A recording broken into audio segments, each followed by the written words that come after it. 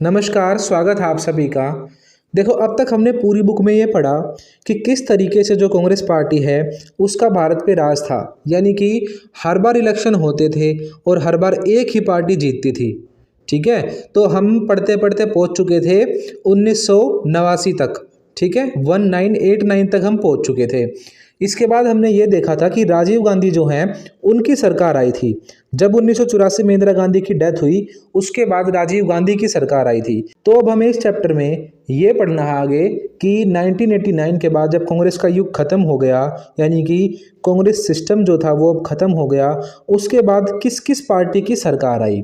तो देखो, आप बिल्कुल अच्छे से समझना इस चैप्टर को, क्योंकि इसमें बहुत सारी पार्टियां आएंगी। ठीक है, और बहुत सारे नेताओं के नाम आएंगे। हो सकता है आपको मुश्किल लगे, पर आप वीडियो को ढंग से देखना, बिल्कुल बिल्कुल अच्छे से समझना। बिल्कुल आपको एक एक बात सारी समझ में आ जाएगी। बिल्कुल एंड तक देखना इस वीडियो को। ठीक है, और जो भी इसमें लिखा हुआ है उसको अपनी कॉपी में नोट डाउन कर लेना।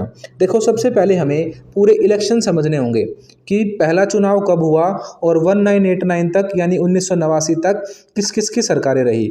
बिल्कुल सिंपल। देखो, हमारा पहला चुनाव हुआ था 1951 में। कब हुआ है? 1951 में। ठीक है, और 52 में ही जाकर पूरा हुआ। तो पहले जो चुनाव हुए 1951 और 52 में, उसमें कांग्रेस पार्टी ने बहुत सारी सीट जीती। यानी कि कांग्रेस जो है वो बहुमत में आई, किसी दूसरी पार्टी का सपोर्ट की उसे ज़रूरत ही नहीं पड़ी। 364 सीट कांग्रेस ने उस टाइम पे जीती। ठीक है, उसके बाद दूसरे चुनाव हुए। 5 साल बाद होते हैं ना हर बार चुनाव। लोकसभा चुनाव की बात कर रहा हूँ मैं, हर 5 साल में होते हैं, जिनमें हमारा पीएम चुना जाता है। तो 1957 में दूसरा इलेक्शन हुआ, फिर 1962 में हुआ, फिर 1967 में हुआ, फिर 1971 में हुआ। 71 वाले जो इलेक्शन हैं वो हमने पिछले चैप्टर में पढ़े थे। हमने सारी बातें जानी थी कि कैसे 71 के चुनाव में इंदिरा गांधी जीती थी और उनका जो अपोजिशन था ग्रैंड अलायंस, उसको इंदिरा गांधी ने हराया था। तो ये थे 1971 के चुनाव। तो 71 के चुनाव में भी कौन जीती? कांग्रेस जीती। तो देखो, पहले इलेक्शन में भी कौन जीती? कांग्रेस। कितनी सीट के साथ? 364 सीट के साथ। 300 से ऊपर सीट आने का मतलब है कि उस पार्टी का पूरे देश में दबदबा है, यानी कि बहुत बड़े अच्छे तरीके से वो पार्टी जीत रही है। तो इतनी ज़्यादा सीट लेके आना है कोई छोटी बात नहीं है। ये कांग्रेस ही कर पा रही थी उस टाइम पे, क्योंकि कांग्रेस उस टाइम पे सबसे फेमस और लोकप्रिय पार्टी थी। ठीक, तो पहले इलेक्शन में 364 सीट। दूसरे इलेक्शन में जो 1957 में हुए, उसमें आई 371 सीट। उसके बाद 1962 वाले में 361 सीट, फिर 1967 में 283, 1971 में 375 सीट आई। तो देख लो, आप 300 से ऊपर ही रह रही है हर बार, बस एक बार 200 से कम आई है, ये भी ज़्यादा कम नहीं है। 283 सीट है। तो आपको टेंशन मत लो, सारी सीट आपको याद नहीं करनी है, सारी चीज़ें आपको याद नहीं करनी है। जो जो याद करने की बातें होंगी मैं आपको साथ साथ बताता चलूँगा। अब हमने क्या क्या पढ़ा? First election, second, third, fourth, अब फिफ्थ तक पहुंच चुके थे हम 1971 तक। तो इसमें आप पहले वाले की सीट याद कर लो कि पहले वाले इलेक्शन में कांग्रेस ने कितनी सीट जीती। ये सीट आप लिख लो अपनी कॉपी में, 364 सीट जीती हैं। ठीक, उसके बाद 1971 है। 1971 का भी आप याद रख लो कि 1971 में इसने 375 सीट जीती। ठीक, उसके बाद 1977 आया। हमने पूरा एक चैप्टर पढ़ा था इमरजेंसी के ऊपर कि कैसे जो है इंदिरा गांधी 67 से लेकर 71 में जीती थी, और उसके बाद इमरजेंसी उसने लगाई थी 1975 में। उसके बाद पहली बार ऐसा हुआ था कि कांग्रेस हारी थी। तो 77 वो साल है जब पहली बार कांग्रेस हारी है भारत में। ठीक है, तो 77 में क्या हुआ था? इंदिरा गांधी ने इमरजेंसी लगाई थी, इस वजह से क्या हो गया था? कांग्रेस की हार हो गई थी और एक दूसरी पार्टी की सरकार बनी थी जो थी जनता पार्टी। क्लियर? 77 तक। तो लगातार 1971 तक कौन सी सरकार बनी थी? कांग्रेस की सरकार। 77 में पहली बार ऐसा हुआ कांग्रेस की सरकार नहीं बनी, जनता पार्टी की सरकार बनी। 3 साल भी वो सरकार नहीं चल पाई, और क्या हुआ फिर? दोबारा से इंदिरा गांधी आ गई 3 साल के अंदर ही 1980 में, यानी कांग्रेस जो है वो फिर से आ गई। तो अब तक क्या चल रहा था? कांग्रेस का दबदबा। तो 1980 तक आते आते कांग्रेस प्रणाली चली हुई थी, इंदिरा गांधी की सरकार बनी। फिर क्या हुआ? 1984 आया। 1984 में क्या हुआ? इंदिरा गांधी की हत्या कर दी गई, उनके ही बॉडीगार्ड्स ने उनको गोली मार दी। तो अब 1984 के बाद जो है कांग्रेस और भी बड़े तरीके से जीती, क्योंकि इंदिरा गांधी जो मरी थी उसकी सहानुभूति कांग्रेस को मिली। लोग इंदिरा गांधी को बहुत पसंद करते थे। तो जब उनके बेटे राजीव गांधी इस इलेक्शन में खड़े हुए 1984 वाले में, तो उन्हें बहुत ज़्यादा सपोर्ट मिला इंडियन लोगों का। भारत की जनता ने उन्हें बहुत ज़्यादा वोट दी, और पहली बार ऐसा हुआ 415 सीट कांग्रेस ने जीती। ये वाली सीट भी आप याद रख लो। एक तो पहले वाले की याद रख लो 1951 वाले की 364। उसके बाद आप याद रख लो 1984 वाले की। 1984 में कितनी सीट हैं? 415 सीट। और कौन पीएम बने हैं? राजीव गांधी, जो कि किसके बेटे हैं? इंदिरा गांधी के। और क्यों इतने बड़े लेवल पे वोट मिली है कांग्रेस को? क्योंकि इंदिरा गांधी की हत्या कर दी गई। पूरे देश की जो सहानुभूति है वो इंदिरा गांधी के साथ थी इस टाइम पे, इसीलिए राजीव गांधी को इतनी बड़ी संख्या में वोट मिली। ठीक है, आज तक ऐसा कभी नहीं हुआ था। अब हम पहुंच गए 1984 तक। तो ये सारा जो अब तक मैटर था 1984 तक वाला, ये हमने पिछले चैप्टर्स में पढ़ा था। ये है हमारा लास्ट चैप्टर, और इसमें हमें इसके बाद का पढ़ना है कि 1989 1989 में क्या हुआ ऐसा कि जो कांग्रेस अब तक इतने सालों तक राज करती आ रही थी वो एकदम से डाउन चली जाएगी बिल्कुल। तो इसमें हमें यही सारी स्टोरी आगे समझनी है। ठीक है, तो 1984 में रिकॉर्ड तोड़ वोट मिली कांग्रेस को और कांग्रेस की सरकार बनी। उसके बाद अगले इलेक्शन हुए 1989 में। अब 1989 से हमारा चैप्टर शुरू होता है। अब बिल्कुल अच्छे से आप स्टोरी समझना सारी कि ऐसा क्या हुआ कि 1984 तक जो पार्टी लगातार जीतती आ रही थी कांग्रेस पार्टी, वो 1989 में हारेगी। ठीक है, यानी उसकी बहुत कम सीट आएंगी। अब देखो 1989 में क्या हुआ, राजीव गांधी जो हैं वही इलेक्शन में खड़े हुए जैसे कि 84 में खड़े हुए थे। पर 1989 में क्या हुआ, राजीव गांधी को सिर्फ 197 सीट मिली। कांग्रेस की हिस्ट्री में पहली बार ऐसा हुआ था कि कांग्रेस को 200 से कम सीट मिली हो। 300 से कम ही नहीं आती थी पहले तो, इंदिरा के टाइम पे, नेहरू के टाइम पे। बस ऐसा एक ही बार हुआ था जब उसने इमरजेंसी लगाई थी। ठीक है, तो उस टाइम तो माहौल ही अलग था पूरे देश में 1977 में। उस टाइम तो बेशक कांग्रेस को इतनी कम सीट मिली थी, पर जो नॉर्मल कंडीशंस में भी पहली बार ऐसा हुआ है कि राजीव गांधी की जो सरकार है, कांग्रेस पार्टी जो है, वो सिर्फ 197 सीट लेकर आई। तो ये वाली सीट भी आप याद कर लो। पहले तो आपको पहले इलेक्शन की करनी है, 364 सीट कांग्रेस ने जीती। उसके बाद आपको 1984 वाले की सीट याद रखनी है, 415 सीट जीती। आज तक किसी ने नहीं जीती इतनी सीट। ये वाली भी आपको लिखनी है, 1989 में कांग्रेस ने 197 सीट जीती, 197 सीट्स जीती सिर्फ। ठीक है, और पहली बार ऐसा हुआ कि कांग्रेस बहुमत में नहीं आई। इसीलिए आपको जब आप चैप्टर पढ़ना शुरू करते हो तो इसमें कहा गया कि क्या हम इसे कांग्रेस प्रणाली का अंत समझ लें। बिल्कुल, ये कांग्रेस प्रणाली का क्या हो गया, अंत हो गया, यानी कि यहाँ पे खत्म हो गया। जो कांग्रेस का दबदबा था वो 1989 में खत्म हो गया। ठीक, अब हमें सारी सरकार पढ़नी है। अब आप देखना कितने बुरे तरीके से बार बार सरकार बदलती रहेंगी।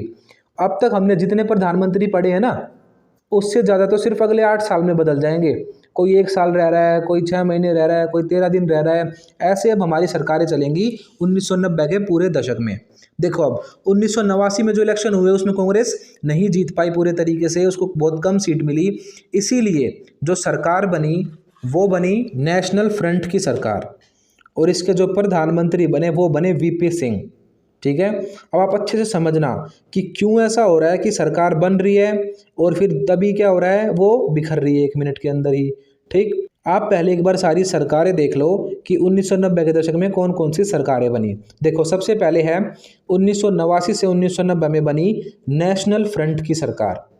ठीक है, और इस वाली सरकार को बाहर से सपोर्ट किया था लेफ्ट विचारधारा की सारी पार्टियों ने और बीजेपी ने।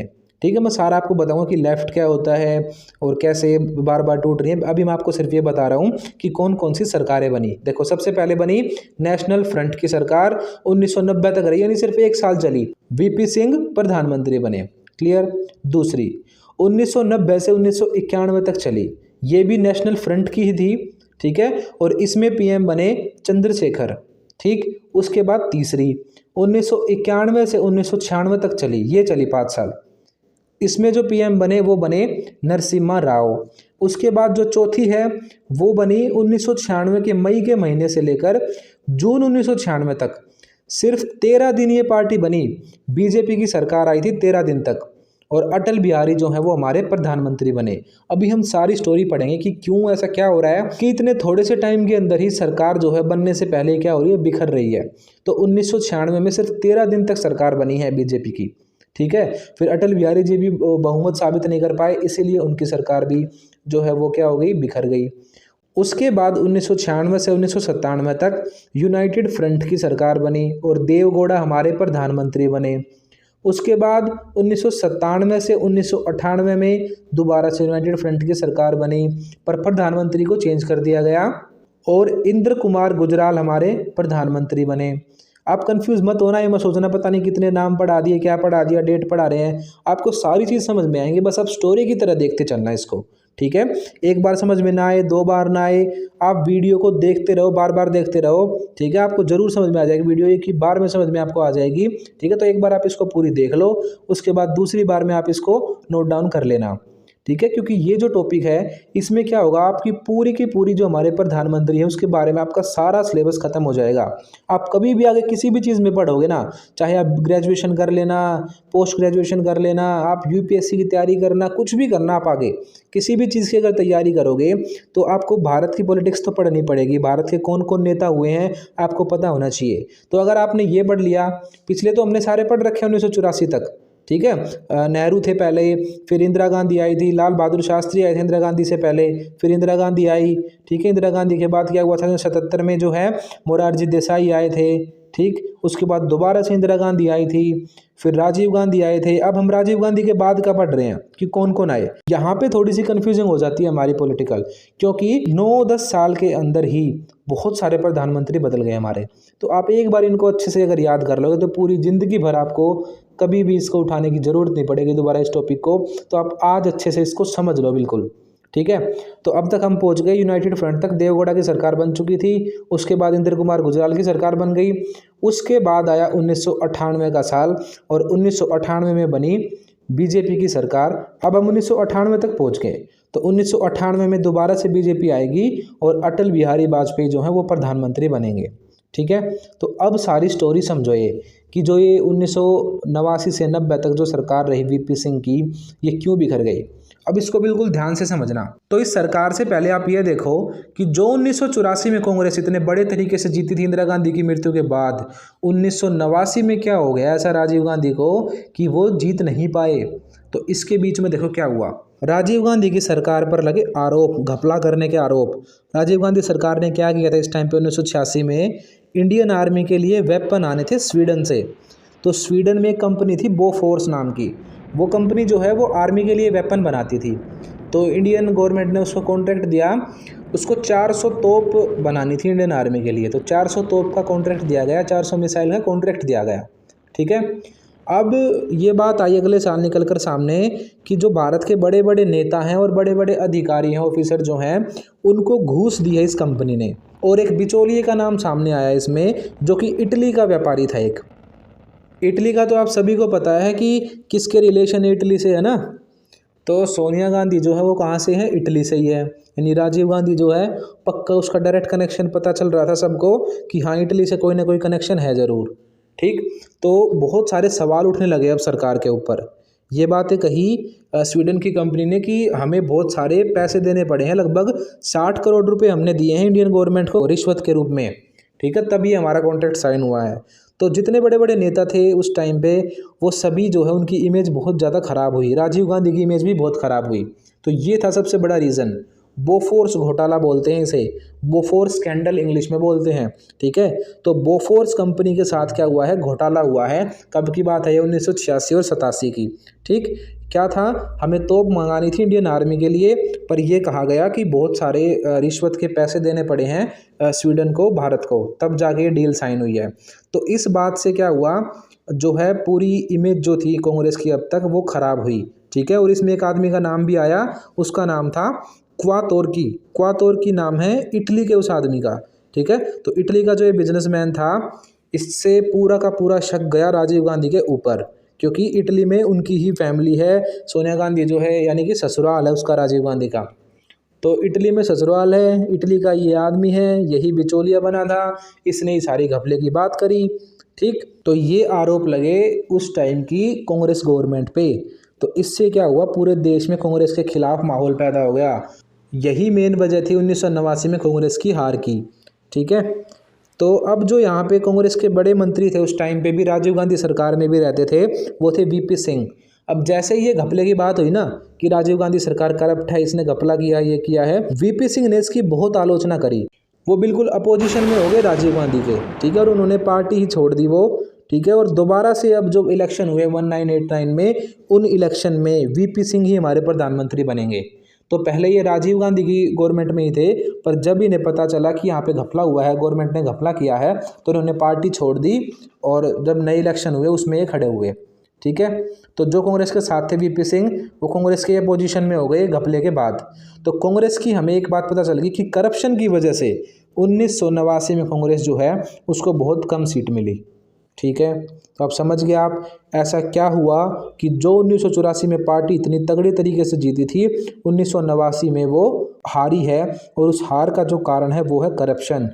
राजीव गांधी सरकार पर करप्शन के आरोप लगने और बोफोर्स वाला घोटाला होना। ठीक है। अब देखो, जो हमने सरकार पढ़ी थी पहली, वो थी नेशनल फ्रंट की सरकार। 1989 के बाद की सरकार पड़ी थी ना, तो अब हमें पता चल गया कि कांग्रेस इसी वजह से नहीं आई 1989 में, क्योंकि उस पर करप्शन के आरोप लगे। ठीक। और सरकार किसकी आई? सरकार आई नेशनल फ्रंट की। अब नेशनल फ्रंट जो है, ये कोई सिंपल सरकार तो थी नहीं कि अकेली बहुमत में आ गई हो, इतनी बड़ी पार्टियां तो थी नहीं है। ये आई ग्रुप के साथ, यानी कि गठबंधन के साथ, कोएलिशन बोलते हैं इसे इंग्लिश में। तो इनका अपना क्या था? कोएलिशन था। अब जितनी भी सरकार बनेंगे 1989 के बाद, कोई भी सिंगल पार्टी की सरकार नहीं होंगी। आज तक देख लो, अब आज तक भी सिंगल पार्टी की सरकारें नहीं हैं, सारी की सारी कोएलिशन की सरकारें हैं, गठबंधन की, यानी आपस में ग्रुप बना रखे हैं उन्होंने।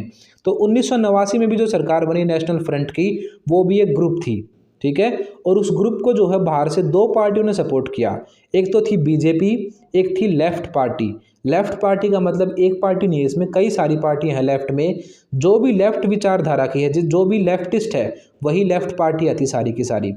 लेफ्टिस्ट और राइटिस्ट में मैंने आपको समझा रखा है पूरा जब मैंने आपको चैप्टर पढ़ाया था। अभी आप थोड़ा सा जान लो दोबारा से कि लेफ्ट में वे पार्टियां होती हैं जो कि समाजवाद को फॉलो करती हैं, बिल्कुल साम्यवादी विचारधारा की होती हैं।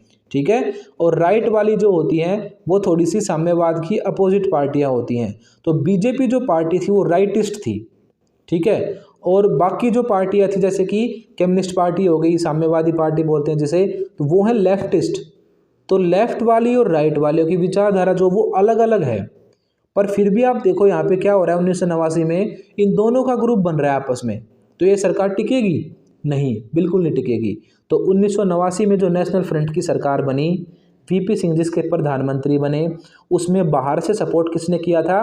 बीजेपी ने, जो कि राइटिस्ट थी, और बाकी कौन सी पार्टियां थी? जो कि लेफ्टिस्ट थी। तो क्या हुआ, एक साल के अंदर बीजेपी की इनसे नहीं बनी और बीजेपी ने अपना समर्थन वापस ले लिया। तो वीपी सिंह की जो सरकार थी वो बिखर गई।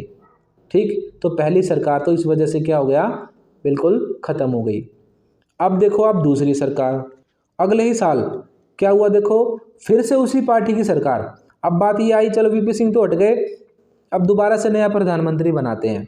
इसमें क्या हुआ, जिस पार्टी के अपोजिशन में ये खड़े थे, अगले साल उसी पार्टी के सपोर्ट से इन्होंने गवर्नमेंट बनाई। कांग्रेस के खिलाफ ये खड़े हुए थे ना, अब अगले साल नेशनल फ्रंट ने क्या करा, कांग्रेस पार्टी का समर्थन ले लिया, क्योंकि अकेले तो इसकी वोट आ नहीं रही थी। तो 1990 में जब ये सरकार बनी दोबारा नेशनल फ्रंट की, इसको सपोर्ट किया कांग्रेस पार्टी ने। देखो अब पहली बार नेशनल फ्रंट को किसने सपोर्ट किया था? बीजेपी ने। एक साल में अपना समर्थन खींच लिया, आपस में बात नहीं बनी थी, वो पार्टी बिखर गई। दूसरी बार नेशनल फ्रंट को अब की बार सपोर्ट दिया है कांग्रेस पार्टी ने। फिर वही एक साल के अंदर अंदर क्या हुआ, कांग्रेस ने भी अपना समर्थन वापस ले लिया और वो पार्टी भी गिर गई। अब दूसरी बार जब ये सरकार बनी थी तो पीएम बने थे चंद्रशेखर। ठीक है। और चंद्रशेखर के टाइम पे क्या हुआ था, देश में आर्थिक संकट आ गया था, पैसे की कमी हो गई थी, इकोनॉमिक क्राइसिस आ गया था।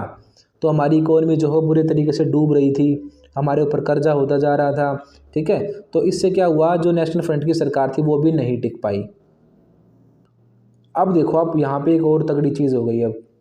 अब जो 1991 का टाइम था, अब राजीव गांधी अपनी इमेज सुधारने में लगे हुए थे। इस टाइम पे कांग्रेस जो थी उसने कोएलिशन कर ही रखा था नेशनल फ्रंट के साथ, नेशनल फ्रंट की सरकार बनी हुई थी। तो राजीव गांधी की इमेज थोड़ी बहुत इस टाइम पे सुधर रही थी। ठीक है। और इंडिया के लोग जो हैं बहुत भोले लोग हैं बेचारे, तभी भूल जाते हैं पुरानी बातों को।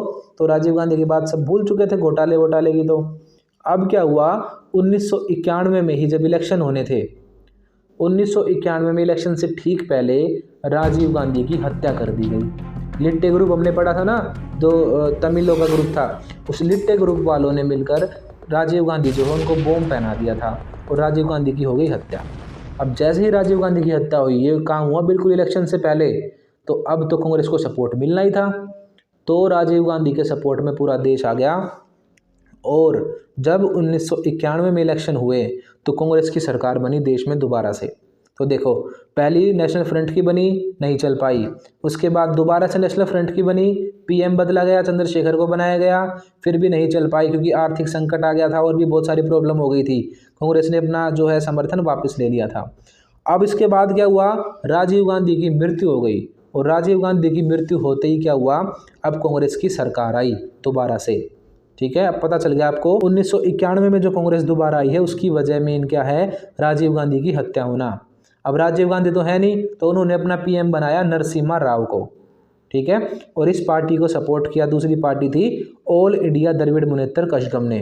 ठीक है, इस पार्टी ने कांग्रेस के साथ कोalition कर लिया और 1991 से लेकर 1996 में किसकी सरकार बन गई, कांग्रेस की सरकार। क्लियर। अब देखो 1991 से चल रही है कांग्रेस की सरकार और ये चलेगी पूरे 5 साल 1996 तक। ठीक है, अब देखो इस टाइम पे जो बेशक कांग्रेस की सरकार बन गई है, पर बीजेपी भी ऐसी पार्टी है इस टाइम पे जो बढ़िया सीट जीती थी। इस टाइम पे 120 सीट बीजेपी ने इन इलेक्शन में जीती, तो कोई कम सीट नहीं थी ये। ठीक है, तो ये बात साबित हो गई अब कि कोई दूसरी पार्टी भी है कांग्रेस के अलावा जो बड़ी लेवल पे सीट जीत सकती है। तो 1990 का जो दशक है पूरा, 1990 के दशक में बीजेपी पार्टी फेमस हो रही है। अब 1991 में जो सरकार बनी नरसिम्हा राव वाली, इसकी आपको एक बात याद रखनी है, इनके टाइम पे देश में एक बहुत अच्छी पॉलिसी अपनाई गई थी, वो थी न्यू इकोनॉमिक पॉलिसी, नई आर्थिक नीति। ठीक है, जिसे कि हम एलपीजी के नाम से भी जानते हैं, जिसमें कि लिबरलाइजेशन, प्राइवेटाइजेशन और ग्लोबलाइजेशन हुआ था। यानी कि भारत ने पूरी दुनिया के साथ व्यापार किया था। ठीक है, और कंपनी वगैरह को भारत ने बुलावा भेजा था। इस टाइम पे जो ये पॉलिसी अपनाई गई, पीएम तो थे हमारे नरसिम्हा राव और जो हमारे वित्त मंत्री थे वो थे डॉक्टर मनमोहन सिंह, जो बाद में हमारे प्रधानमंत्री भी बने हैं। ठीक है, तो वित्त मंत्री मनमोहन सिंह ने इसको डिज़ाइन किया था और उनकी कहने पर नरसिम्हा राव ने इसे लागू किया था। तो इससे क्या हुआ, जो पुरानी सरकार थी 1990 में जो बनी थी नेशनल फ्रंट की, उस सरकार के टाइम पे जो इकोनॉमिक क्राइसिस था, जो पैसे की दिक्कत देश को हो रही थी, वो दिक्कत खत्म हुई और देश व्यापार वगैरह में आगे बढ़ा। इस टाइम पे इंटरनेशनल मॉनेटरी फंड जो है उसने हमें लोन भी दिया, जिसको हमने बिजनेस में लगाया और अपनी इकोनॉमी को हमने सुधारा। ठीक है, तो 1991 वाली सरकार ने एक अच्छा काम ये किया है, उसने न्यू इकोनॉमिक पॉलिसी अपनाई थी जिसमें देश को बहुत फ़ायदा हुआ। अब यहाँ पे एक और चीज़ थी, यूपी जो है, यूपी स्टेट में बीजेपी की गवर्नमेंट थी। जैसे अब आप देखते हो ना कि सेंटर में बीजेपी है और स्टेटों में अलग अलग गवर्नमेंट हो जाती है, तो ऐसे ही उस टाइम पे था। उस टाइम पे सेंटर में तो थी कांग्रेस की सरकार, नरसिम्हा राव प्रधानमंत्री थे, पर जो यूपी स्टेट है, यूपी में बनी हुई थी बीजेपी की सरकार और कल्याण सिंह वहाँ के मुख्यमंत्री थे। अब इसी टाइम पे 6 दिसंबर 1992 को बाबरी मस्जिद वाला कांड हो गया। बाबरी मस्जिद को कुछ हिंदुओं ने गिरा दिया और इस पे सीधा सीधा कनेक्शन किसका बताया गया, बीजेपी का। तो इस वजह से हिंदुओं में बीजेपी पार्टी बहुत फेमस हो गई। तो 1992 वो साल है जब बीजेपी भी फेमस हो रही है। ठीक है, किसकी सरकार में, कांग्रेस की सरकार में। सेंटर पे कांग्रेस की सरकार है, पर फिर भी यूपी में किसकी सरकार है, बीजेपी की सरकार है। और अब सीट कुछ लेकर आने लगी है बीजेपी। पहले जो एक एक दो दो सीट लेकर आती थी, वो पार्टी अब 100 से ऊपर सीट लेके आ रही है हर बार। तो बीजेपी इस टाइम पे फेमस हो रही थी। और 1992 में एक और ये चीज़ हो गई बाबरी मस्जिद वाली, यानी कि राम मंदिर वाला जो मैटर है पूरा का पूरा, वो इसी टाइम पे उठाया गया बीजेपी के द्वारा। तो बीजेपी जो है वो बहुत अच्छे तरीके से इस टाइम पे फेमस हो रही थी और भारत में उसकी जो फैन फॉलोइंग थी वो बढ़ने लगी थी।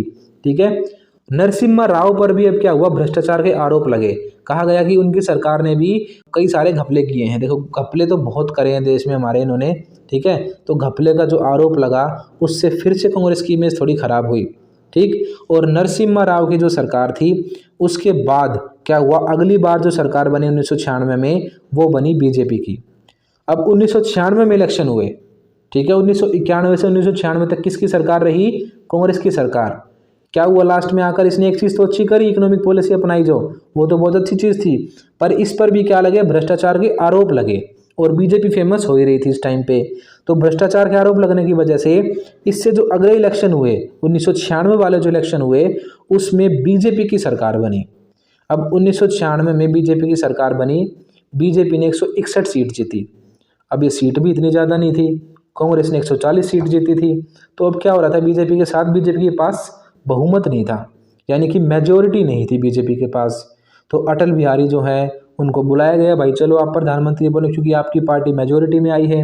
अटल बिहारी जो प्रधानमंत्री बने, फिर उनको दूसरी पार्टियों का मेजोरिटी इकट्ठी करनी थी।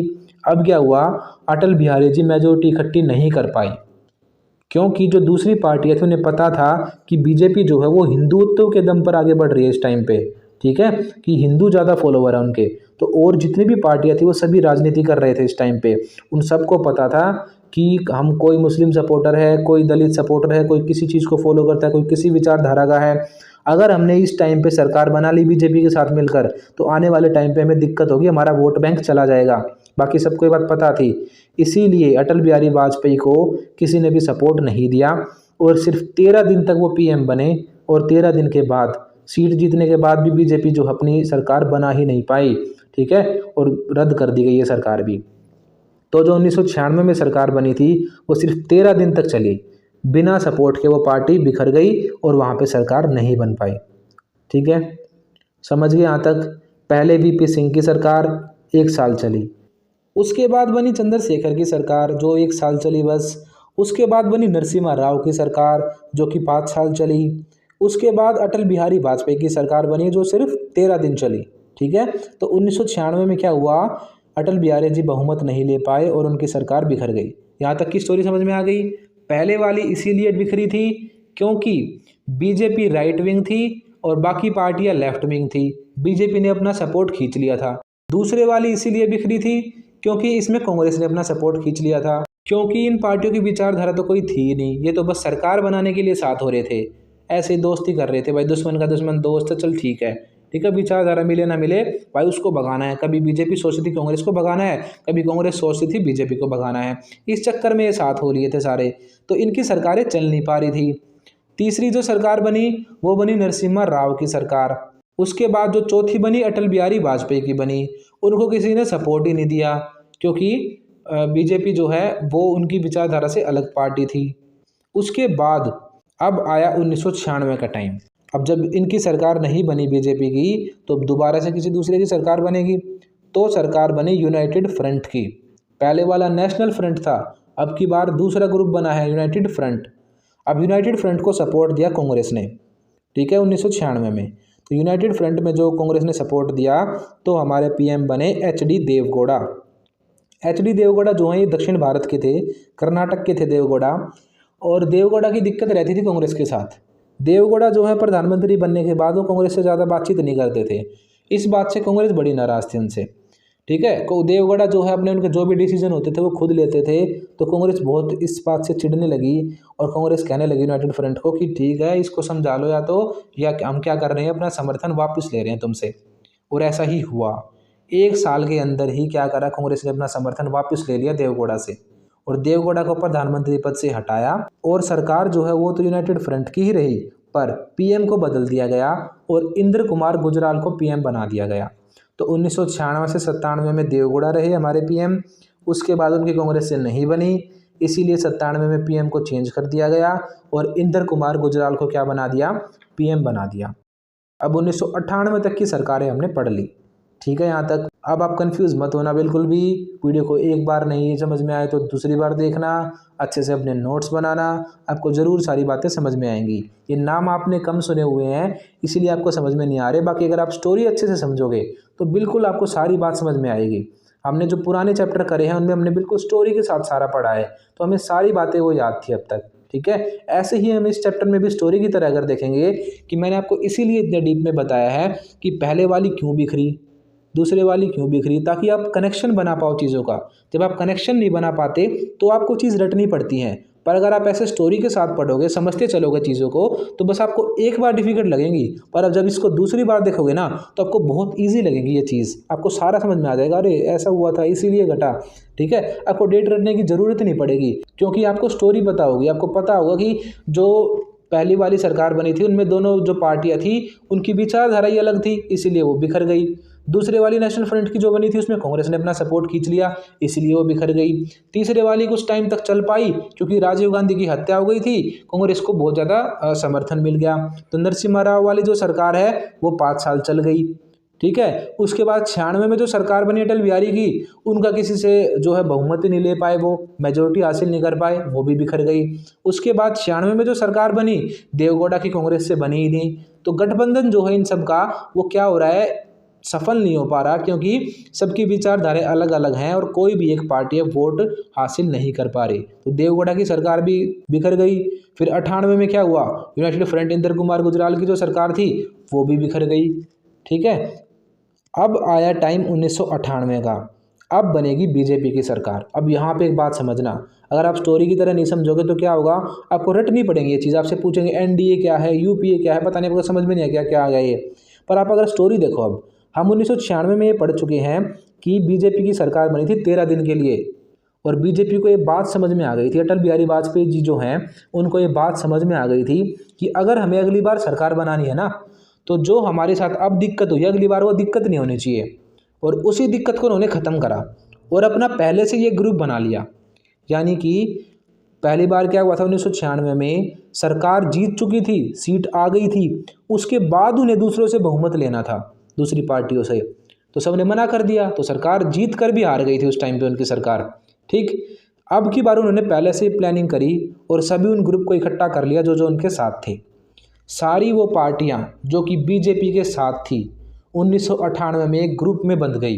अटल बिहारी वाजपेयी ने अपना एक ग्रुप बना लिया और उसी ग्रुप को बोलते हैं नेशनल डेमोक्रेटिक अलायंस, एनडीए। आपसे अलग से भी पूछ सकते हैं कि एनडीए क्या है, तो आप 1 मिनट में बता दोगे, डेट आपको रटने की जरूरत नहीं है। आपको पता है कि 96 में जो अटल बिहारी वाजपेयी हारे हैं, उसके बाद 98 में उन्होंने एक ग्रुप बनाया है। तो डेट आप याद रख लेना, 1998। 1998 में अटल बिहारी वाजपेयी ने अपना एक ग्रुप बनाया जिसका नाम है एनडीए। एनडीए क्या है, इसमें सारी वो पार्टियां हैं जो कि बीजेपी के साथ थी, ठीक है, जो कि कांग्रेस के अपोजिशन में थी। उन सब ने अटल बिहारी वाजपेयी के साथ अपना ग्रुप बनाया जिसका नाम है नेशनल डेमोक्रेटिक अलायंस, ठीक है। आज जो आप सरकार देखते हो मोदी गवर्नमेंट, वो भी किसकी है, वो नेशनल डेमोक्रेटिक अलायंस की ही सरकार है, यानी कि एनडीए की ही सरकार है।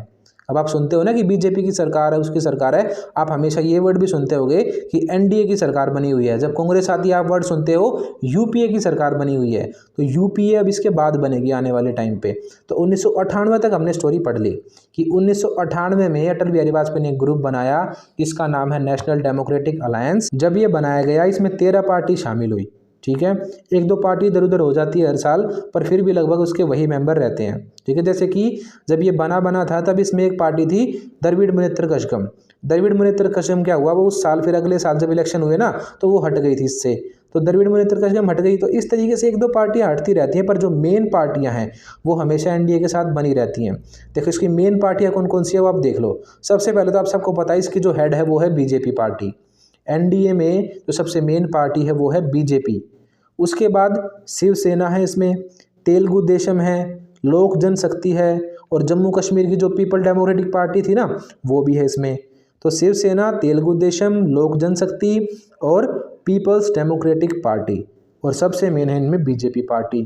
तो इन पार्टियों ने मिलकर अपना ग्रुप बना रखा है एनडीए, पहले से ही ग्रुप बना लिया। अब जो इलेक्शन होते हैं एक साथ ही इलेक्शन लड़ते हैं ये और इनकी सरकार बनती है। 1998 में पहली बार किसकी सरकार बनी, एनडीए की सरकार बनी। अटल बिहारी वाजपेयी ने जो ग्रुप बनाया था उसकी सरकार बनी, और ये सरकार चली पूरी 2004 तक। 98 में बनी थी, 99 तक रही, फिर 99 से लेकर लगातार 5 साल रही है 2004 तक। तो अब आपको याद होगी सारी किसकी आई 98 के बाद, अटल बिहारी वाजपेयी की। 89 से 90 नेशनल फ्रंट वीपी सिंह, 90 से 91 नेशनल फ्रंट ही, पर पीएम बदल दिए, चंद्रशेखर कर दिए। 91 में क्या हुआ, राजीव गांधी की मृत्यु, इसीलिए दोबारा से क्या आ गई, कांग्रेस। 91 से 96 में कांग्रेस, नरसिम्हा राव पीएम बने। 96 में कौन आई, बीजेपी आई। बीजेपी में क्या दिक्कत हुई, बहुमत नहीं ले पाई, अटल बिहारी पीएम बने। 13 दिन तक ये चली बस। 96 में क्या हुआ, यूनाइटेड फ्रंट आई, देवगौड़ा पीएम बने, कांग्रेस से नहीं बनी इसीलिए वो हटा दिए गए। 97 से 98 में इंदिरा कुमार गुजराल पीएम बने, वही पार्टी रही यूनाइटेड फ्रंट। उसके बाद 1998 में एनडीए की सरकार बनी, अटल बिहारी वाजपेयी पीएम बने। 2 नंबर में आपसे अलग से पूछ सकते हैं कि एनडीए क्या है, तो आपको ये बताना है सारा। ठीक है, अगर बड़ा क्वेश्चन आ गया तो आपसे ये पार्टियां ही पूछेंगे सारी। ये जो पार्टियां हैं आपको अच्छे से पढ़नी है, क्योंकि आपकी पूरी लाइफ में ये काम आने वाली हैं। एक बार इस टॉपिक को कर लो, जिंदगी भर आपके काम आएगा ये टॉपिक। ठीक है, सिर्फ ये मत सोचना कि 12वीं करनी है, हमें 12th में पढ़ना है बस ये। अब कभी भी अगर पॉलिटिकल पढ़ने लगोगे ना, तो आपको अपने पीएम के बारे में तो पता होना चाहिए कि भारत में कौन कौन से प्रधानमंत्री रहे हैं और कैसे सरकारें बनी, क्या हुआ। तो ये टॉपिक आप अच्छे से पढ़ना है, इसको लिखना और अच्छे से याद करना। ठीक है, अब देखो आगे क्या हुआ। अब हमें ये बात पता है कि अब बीजेपी जो है वो इतनी पावर में नहीं थी, ठीक है, कि वो अकेली ही सरकार बना ले, जैसे पहले कभी कांग्रेस हुआ करती थी। और हमें ये बात भी पता है कि कांग्रेस भी अभी इस लेवल पे नहीं थी कि कांग्रेस अकेली सरकार बना सके पूरे देश में, नहीं था ना ऐसा। तो जब 2004 वाले इलेक्शन हुए, जैसा ग्रुप अटल बिहारी वाजपेयी ने बनाया था, ऐसा ही ग्रुप इटली वाली मैडम ने भी बनाया। सोनिया गांधी ने एक ग्रुप बनाया जिसका नाम है यूपीए। जैसा बीजेपी का ग्रुप था एनडीए, वैसा ही कांग्रेस का ग्रुप बना यूपीए। ठीक है, इसकी फुल फॉर्म है United progressive alliance. Full form आपको याद रखनी है दोनों की, एनडीए की भी और यूपीए की भी। जो आपका नया एडिट टॉपिक है उसमें भी आपको अलग से दे रखा है मेंशन करके कि एनडीए की सरकारें बताओ, यूपीए की सरकारें बताओ, क्योंकि इन्हीं दो की तो सरकारें अब बनती हैं भारत में। तो ये आपको अच्छे से पता होना चाहिए। ठीक है, तो यूपीए बनाया 2004 वाले इलेक्शन में। किसने बनाया? सोनिया गांधी ने बनाया। तो अगर आपसे चेयरपर्सन पूछते हैं यूपीए का कौन है फिलहाल, मैं बात कर रहा हूँ 2020, 21 की और 22 की। ठीक है, तो तब से लेकर अब तक सोनिया गांधी ही हैं। अगर 22 के बाद कोई बदलता है तो आप गूगल करके देख लेना। जो बच्चे अभी 22 तक वीडियो देख रहे हैं उनकी तो कोई दिक्कत है नहीं, अभी तो फिलहाल में कौन है? सोनिया गांधी है चेयरपर्सन इसकी। ठीक है, और पुराने टाइम से सोनिया गांधी चली आ रही हैं। आगे हो सकता है बदल जाए, तो आप अगर आगे वाले बच्चे हैं, कोई 2024, 25, 26 में इस वीडियो को देख रहा है, तो वो गूगल कर लेना कि कौन है यूपीए का चेयरमैन। और फिलहाल 2022 में यूपीए की चेयरमैन है सोनिया गांधी। ठीक, अब इसमें पार्टी कौन कौन सी हैं? इसमें पार्टी सबको पता है, पहली तो है कांग्रेस, उसके बाद दूसरी कांग्रेस, एक राष्ट्रवादी कांग्रेस बोलते हैं जिसे, तो राष्ट्रवादी कांग्रेस। उसके बाद है राष्ट्रीय जनता दल और द्रविड़ मुनेत्र कजगम। ये पार्टियां फिलहाल में यूपीए में हैं, और भी बहुत सारी पार्टियां हैं, पर मैं आपको मेन पार्टियां बता रहा हूँ। ठीक है, तो मई 2004 में यूपीए बना है, यानी कि यूनाइटेड प्रोग्रेसिव अलायंस बना है, हिंदी में संयुक्त प्रगतिशील गठबंधन बना है। और इसकी सरकार बनी 2004 में ही। जब ये ग्रुप बना उस टाइम पे इस ग्रुप की जीत हुई और मनमोहन सिंह हमारे पीएम बने। ठीक है, इससे पहले किसकी सरकार बनी थी? एनडीए की सरकार, अटल बिहारी वाजपेयी हमारे पीएम बने थे। तो 2004 में यूपीए की सरकार बनी है, 1998 में बनी थी एनडीए की। क्लियर? तो 2004 में किसकी सरकार बनी? मनमोहन सिंह की। क्लियर यहाँ तक? उसके अगले साल भी किसकी सरकार बनेगी? मनमोहन सिंह की ही। उसके बाद किसकी बनेगी 2014 में आकर आगे? वो बनेगी दोबारा से प्रधानमंत्री मोदी की। और अब तक किसकी सरकार चल रही है 2022 तक? वही चल रही है एनडीए वाली सरकार, यानी बीजेपी की सरकार, यानी कि नरेंद्र मोदी की सरकार। ठीक है, तो अब तक हमने ये सारी बातें पढ़ ली हैं। अब हमने सारी मेन बातें पढ़ ली। ठीक है, तो जो ये डेट आपके सामने लिखी आ रही हैं, आज के टाइम पे एनडीए की कब बनी, यूपीए की कब बनी, 2014 में किसकी गवर्नमेंट बनी। ठीक है, ये सारी डेट आप नोट कर लो अपनी कॉपी में और इनको याद कर लेना अच्छे से। तो अगर आपसे पूछते हैं, देखो आपके जो सिलेबस है उसमें मेंशन कर रखा है एनडीए 1, एनडीए 2, यूपीए 1, यूपीए 2। तो बिल्कुल सिंपल सी बात है, एनडीए 1 का मतलब है जब अटल बिहारी की सरकार बनी 1998 में। ठीक है, उसके बाद यूपीए 1 का मतलब है जब मनमोहन सिंह की सरकार बनी 2004 में। उसके बाद यूपीए 2 का मतलब है जब दोबारा से अगले 5 साल बाद इलेक्शन हुए थे, दोबारा से मनमोहन की जो सरकार बनी थी वो यूपीए 2 हो गई। और 2014 में जब दोबारा से बीजेपी की सरकार बनी तो वो एनडीए 2 हो गई। ठीक है, और अब तो दोबारा से बीजेपी की सरकार। ठीक है, तो ये था हमारा पूरा चैप्टर। इसमें हमें 1989 के बाद सारी पार्टियां पढ़नी थी। बेशक वीडियो थोड़ी लंबी है, पर हमने सारी चीज़ इसमें कवर कर ली हैं। एक दो इंपॉर्टेंट बातें और है, वो आप और सुन लो एक बार। ठीक है, वीपी सिंह की जो सरकार थी उसके टाइम पे एक इंपॉर्टेंट चीज़ हुई थी, वो आपको पता होनी चाहिए। वीपी सिंह ने मंडल कमीशन जो बना था, जिसको ओबीसी के बारे में बताना था कि कौन कौन सी जातियाँ ओबीसी में हैं और कितना इनको रिजर्वेशन मिलना चाहिए। तो मंडल कमीशन वीपी सिंह की गवर्नमेंट से पहले बना था, पर मंडल कमीशन की जो बातें थी, जो सिफारिश थी, जो बातें लागू करने की बात मंडल कमीशन ने कही थी, वो आरक्षण वीपी सिंह ने लागू कर दिया। यानी कि वीपी सिंह की गवर्नमेंट ने एक अच्छा काम ये किया था कि ओबीसी का जो आरक्षण था उसको लागू कर दिया। पर ये अच्छा जो था ये सिर्फ ओबीसी वालों के लिए ही था। जनरल वाले लोगों ने इसका बहुत विरोध किया था और बहुत बड़े लेवल पे ओबीसी वाले लोगों में और जनरल वाले लोगों में दंगे हुए थे। बहुत सारे स्टूडेंट ने अपने अंदर आग भी लगा ली थी। आपको पता है इतना बुरा माहौल देश में हो गया था। ठीक है, इस आरक्षण के खिलाफ थे बहुत सारे लोग। अब आपको ये पता होना चाहिए कि इसमें कितना आरक्षण दिया गया था। देखो, सरकारी नौकरियों में 27% रिजर्वेशन दिया गया था ओबीसी को। ठीक है, और उम्र में 3 साल की छूट दी गई थी। इस बात से बहुत सारे लोग नाराज थे। इसीलिए भारत में वीपी सिंह की गवर्नमेंट के टाइम पे बहुत बड़े लेवल पे दंगे हुए थे, क्योंकि उन्होंने ओबीसी वाले मैटर को लागू कर दिया था, ओबीसी का रिजर्वेशन लागू कर दिया था। अब दूसरी चीज़ इसी टाइम पे हुई थी वीपी सिंह की गवर्नमेंट के टाइम पे, वो थी लाल कृष्ण आडवाणी जो हैं उन्होंने एक रथ यात्रा निकाली थी।